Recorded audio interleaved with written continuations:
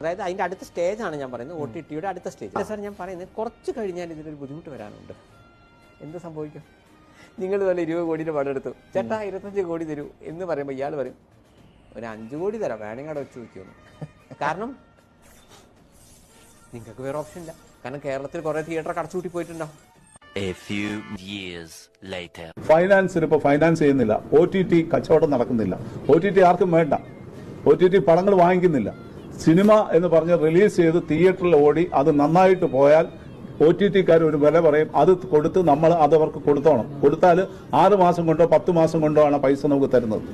അപ്പം ഈ ഫൈനാൻസ് വാങ്ങിച്ചിട്ടുള്ളവർക്ക് OTT-കാരൻ്റെ പൈസ വാങ്ങിച്ച് സെറ്റിൽ ചെയ്യാന്ന് പറഞ്ഞാൽ നടക്കില്ല. അപ്പോൾ ഈ ഫൈനാൻസർ പോലും ഇപ്പോൾ ഫൈനാൻസ് ചെയ്യാത്തൊരു സ്ഥിതി വിശേഷമാണ് ഇപ്പോൾ ഉള്ളത്. അപ്പം ഒരു രീതിയിൽ നമുക്ക് മുമ്പോട്ട് പോകാൻ പറ്റും.